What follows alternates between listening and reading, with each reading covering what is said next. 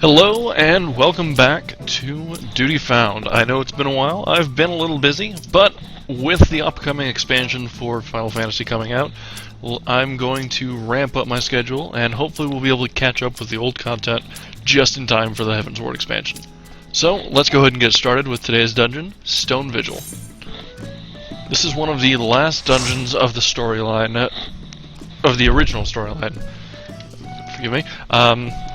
This takes you into Korthus to deal with a bit of a dragon infestation in one of the fortresses.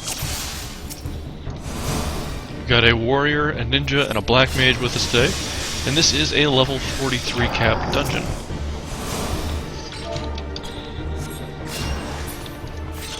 Looks like everyone aside from me is actually trying to get some leveling in, so of various levels. Warrior being the lowest of the party at 41, as well as the black mage. Now let's see what sort of tools I have in my kit today. Got access to Cure 3 now, which I didn't have previously. Cure 3 is an interesting spell. It is a very tightly focused AoE. So it's got relatively high potency, but it is rather counterintuitive in that Cure 2 is actually much stronger than Cure 3. Let's see, Cure 2 has a potency of 650, whereas Cure 3 has a potency of 550, but Cure 3 is double the MP cost. So really the main ways you'll be using Cure 3 are going to be mostly just be for a tightly focused group healing situation. Looks like the warrior actually leveled up, so we should have an easier time of it. The only thing to watch out for in this dungeon is, from time to time, let's see here, there we go, a wyvern drops down and drops breath in front of everyone.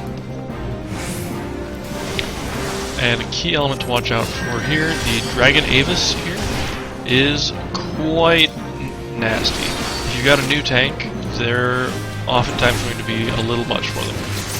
They do a lot of damage, and they also have targeted AoE attacks that, if your party isn't very comfortable with dodging, as a lot of new players aren't, there's a lot of damage going on. Black Mage is kind of going into a fit trying to sleep everything right now. Hate there, the tank's not flat, or the tank's not spreading their hate around since there's sleep going on. So when I pop my shroud early for the hate rather than try and use it for the MP as I would usually recommend.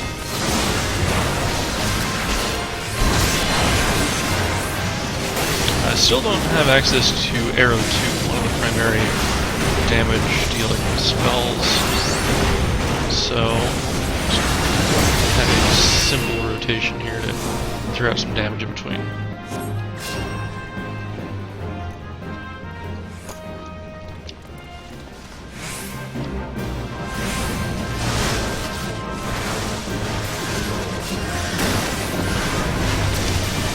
There's not much to worry about here, as it's just a single mob, so I'm going to focus a little bit more damage up.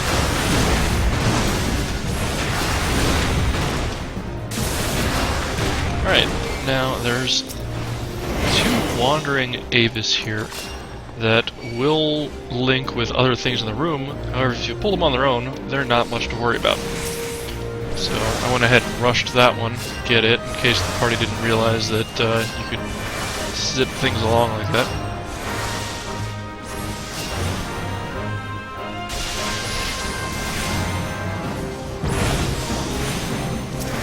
So we got it.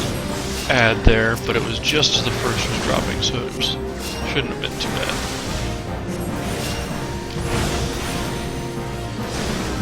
This is the level range where things get to be a little bit, get pretty fun actually. A lot of people are really getting to be familiar with the classes, so the general skill level tends to go a little bit higher. There are some horror stories, but this is one example of a dungeon that seems to be going pretty well. The tank has flash cross-classed, so they're able to hold hate a little bit better, especially without dealing damage, in case the Black Mage decides they really want to keep sleeping.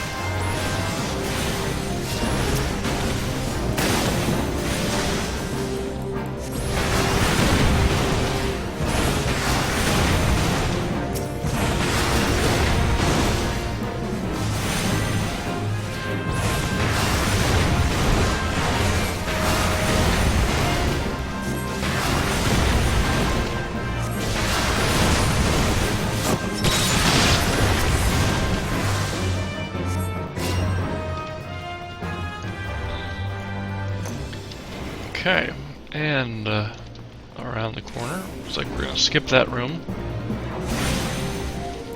There's just a couple mobs in there and a chest that drops crafting materials. Nothing really too serious.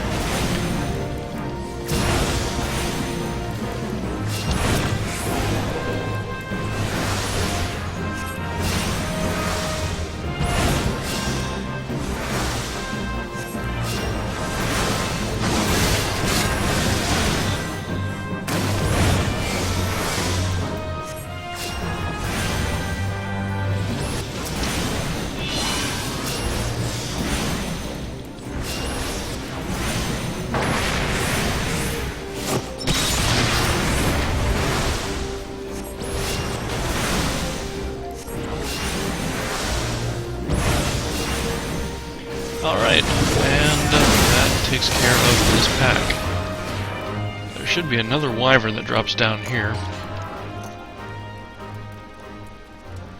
There we go. Monk got its attention, or the ninja, sorry. So we're able to move forward.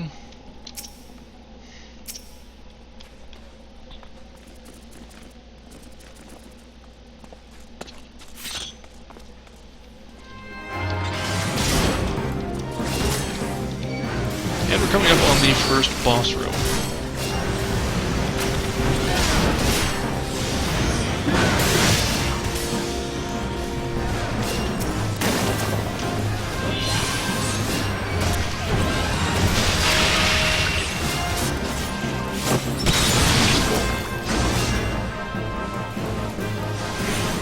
And it looks like the ninja leveled up, so they'll be at 43, same as I am right now. Being at the level cap will help their output a fair bit. I don't think they got anything when they leveled, but the extra HP and base stat certainly can't hurt. Alright, this first boss actually makes a reprisal in the second version of this fight, so it's a good one to become familiar with. It uses an ability called Swinge. It is going to be a frontal cone AoE, but it's going to randomly target someone in the party when it decides to use it. So you need to be careful, as it can very easily hit the majority of the party. One of the nasty things about this is, when it hits, it's going to silence and pacify whoever gets hit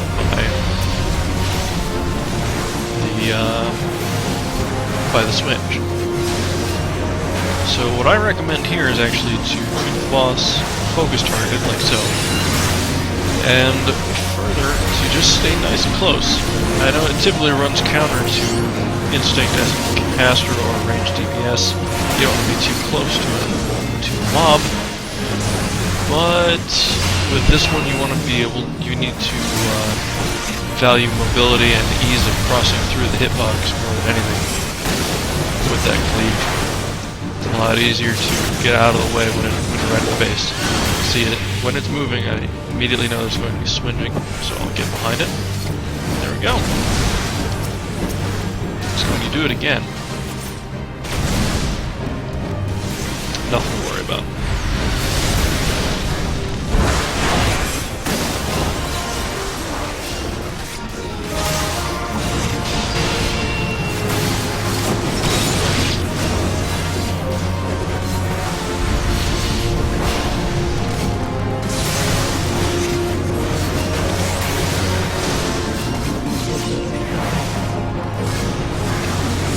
Okay, and that's the first boss. Nothing doing.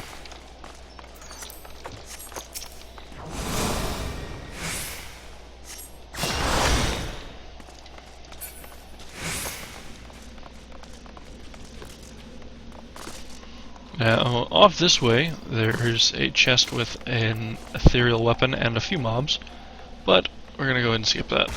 There's another wyvern there, and a set of mobs here.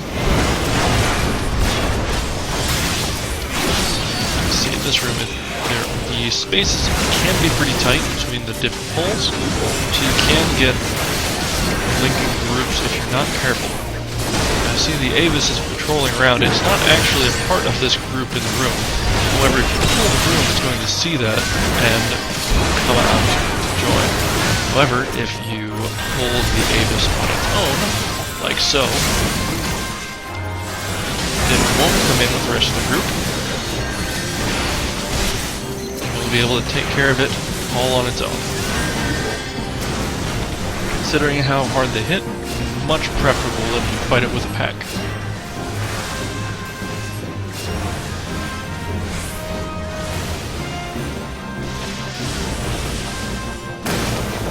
Well, it looks like the party is getting pretty good about dodging, so we don't need to worry about that too much.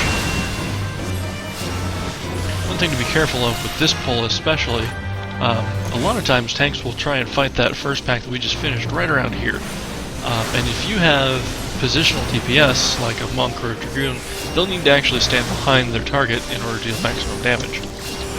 Standing around here to hit those back positionals is going to get you in range of detection for this pack that we're fighting now. So you can end up with quite a few more enemies than you were really bargaining for.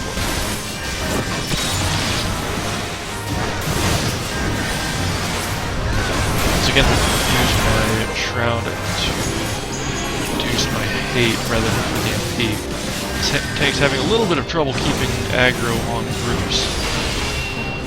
I may have mentioned it in previous videos, but warriors have an ability, Berserk, that raises their attack by 50% during its duration, which is very significant. It's great for them building hate and just dishing out some damage at the same time.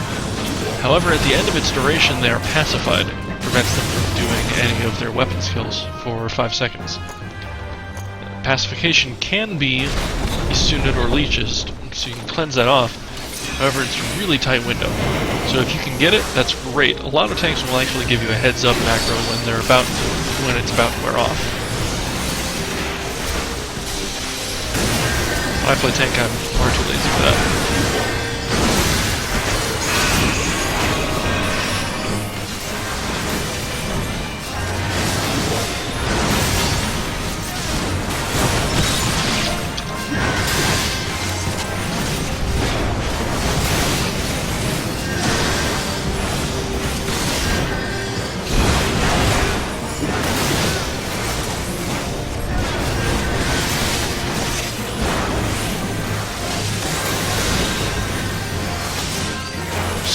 Avis that's patrolling the room is probably going... Yep, there we go.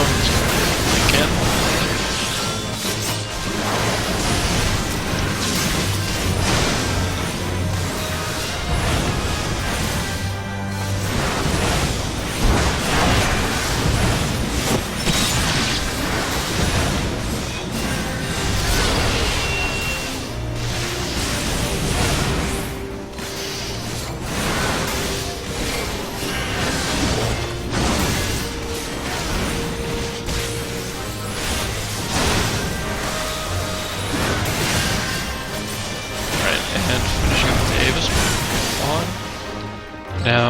this is actually an area that gets a lot of people on their first couple times through. In this area, we're going to get some mobs spawn. There we go, the ice sprites that you can't see normally. Now, one thing to worry about these is they are ranged attackers, so they're not going to move as well as you'd like. So a lot of times, this Dragon Avis, well, almost always, this Dragon Avis will join you. One way to avoid that is to go around the corner back here, break line of sight, so that the sprites will have to follow you in order to attack you. Additionally, they hit pretty hard as they are casting, so that it's magic-based defense, and a lot of tanks just aren't prepared for that. In fact, a lot of warriors, most warriors don't have cooldowns for it. So you used Foresight there, and that raises physical defense. It does nothing against these sprites.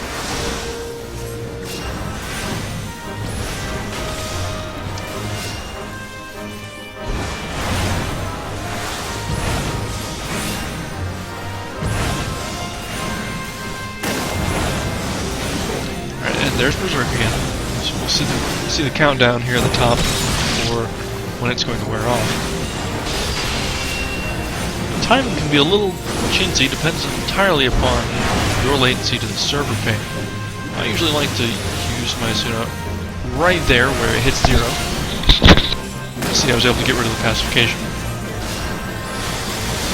So instead of losing 2 potential global cooldowns, Warrior was able to go right back into the swing of things.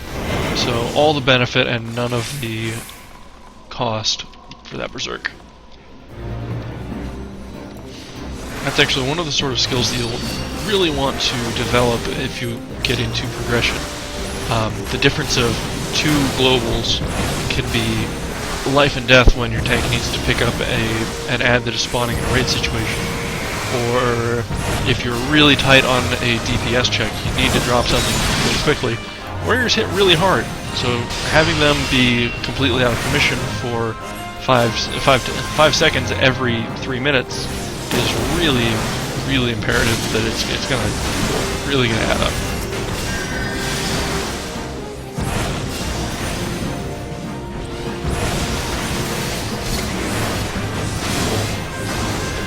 That and it's nice. A lot of times, if you're going with a pickup group, it's just impressive to catch those pacifies, especially if they don't have a macro. A lot of times you'll get a word of thanks from the warrior afterward. Alright, and we're coming up on the second boss for this dungeon. This boss has, as you can see, 3 cannons in the background.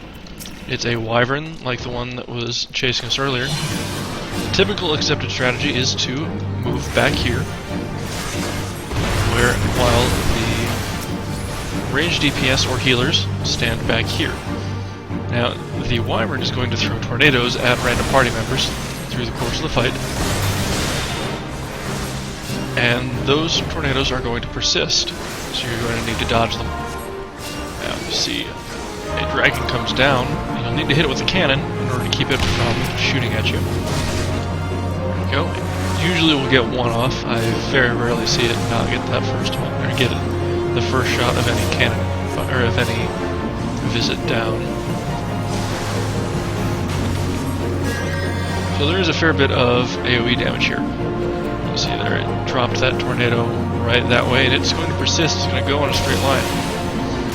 So that's why you keep it back in the corner there, so that the tornadoes get caught on the wall rather than going all the way back to cover the cannon. This one's probably going to go straight back. There, it's definitely going to hit one of the cannons.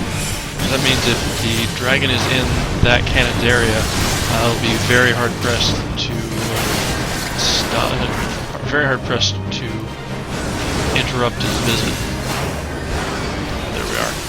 See if I can reach. It's kind of a stretch.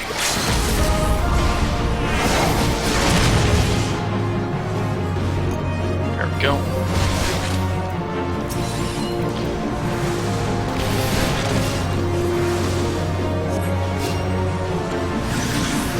Right, and that is the second boss. Got 2 treasures here. A Salada and some duckbills. Nothing to worry about there. And coming over this way, actually on the home stretch of this dungeon. See, there are 2 Avises here to contend with. If I remember right, there's actually one that's wandering as well around the corner that may link in with us.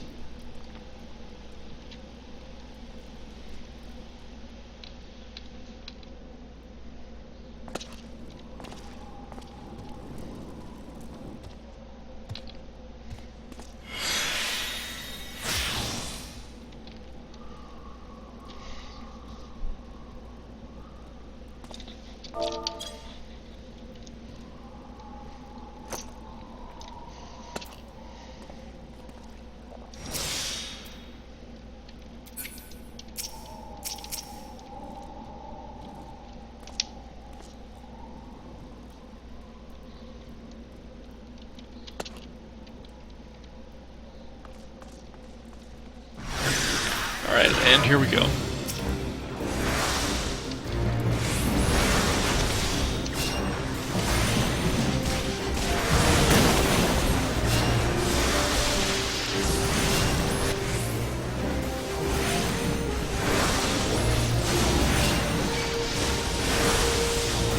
So the tank really needs to work on is group threat. It's not passing these combos around at all. So, I do need to be very careful of the feet when I'm doing this, as I'm very likely to pull.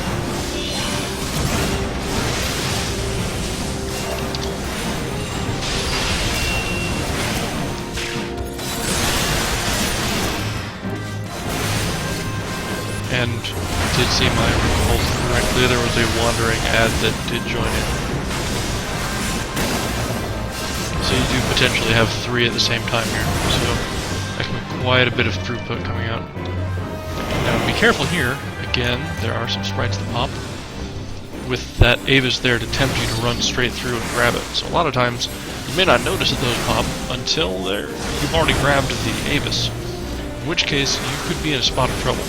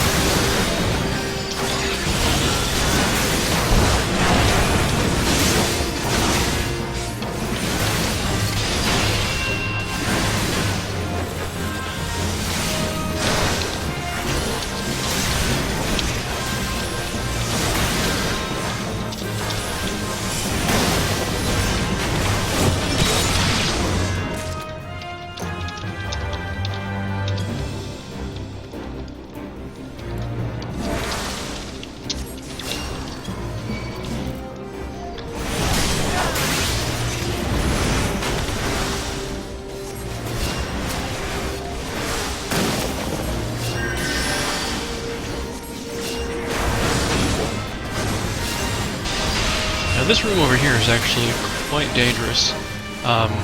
Many groups, even if you're trying to go for full clears, will avoid this room.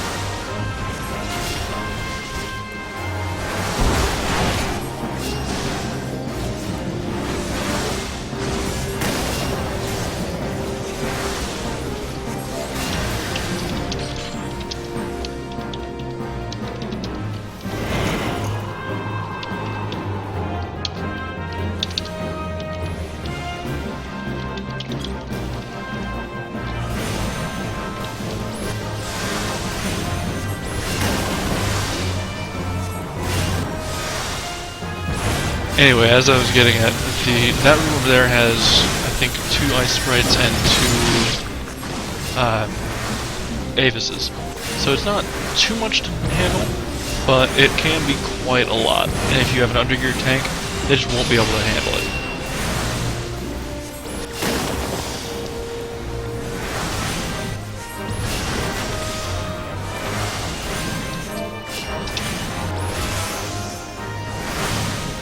Looks like the Black Mage's leveled up. This is a very good dungeon for XP. There's a lot of mobs, there are a relatively high level. So this is one that I've actually spammed quite a bit of while leveling some lower jobs. Now this build can be a lot of fun. There are 3 of these Avises at the same time, completely unavoidable. And oh my goodness, the tank did not do any sort of AoE threat, so I pulled hate on the first. Now we're going to be in a spot of trouble there. The tank decided to use Holmgang right there, in the middle of an AoE. When a warrior uses Holmgang, they bind their target in addition to binding themselves, so they can't move away from whatever they're doing. And at the same time, as the real benefit of Holmgang, warrior's HP can't drop below 1, so they effectively, for the 5 seconds, I believe, 5 or 8 seconds, can't be killed.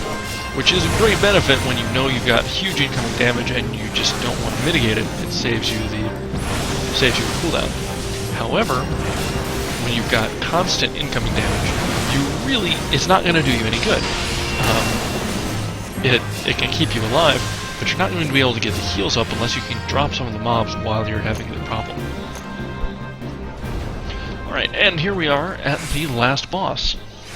This is quite the difficult encounter for any first-time players. There's a lot of movement, there's a lot of high damage, and there's several sort of AoEs to avoid. Be it frontal cone AoEs from the dragon, a straight line breath attack that the tank should be trying to dodge, or actually can't dodge, it's not channeled, as well as targeted circle AoEs, and later on a checkered patterned AoE that you need to try and avoid.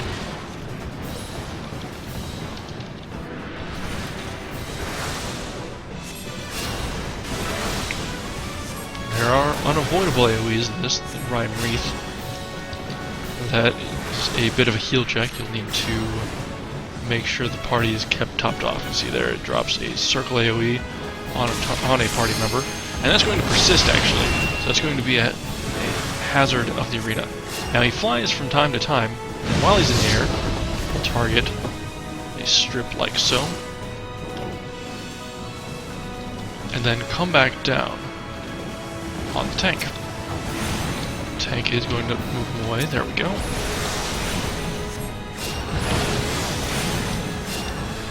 There's the Rhyme Wreath I told you about. So that's going to be an unavoidable damage. It's going to hit everyone.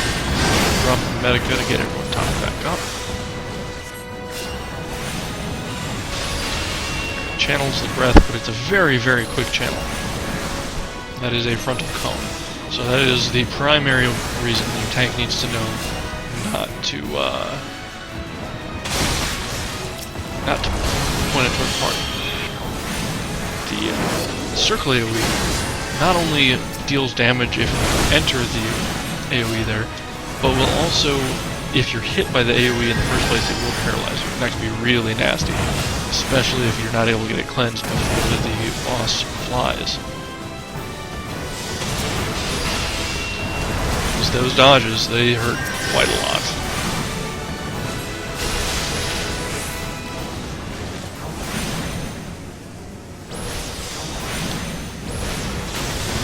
Another Rhyme Wreath, throw a little bit more damage out, or a little bit more AoE healing. And he's going to fly, and at the 40% mark he actually does this. He's going to drop AoEs before doing his stripes. Now, that makes these quite hazardous, so you do need to be careful. And he's going to do 2 strips, like so. It looks like everybody dodged, so that's great. Those hurt quite a lot. There's knockback as well, so that if you get hit by the one, a lot of times you will get hit by the second.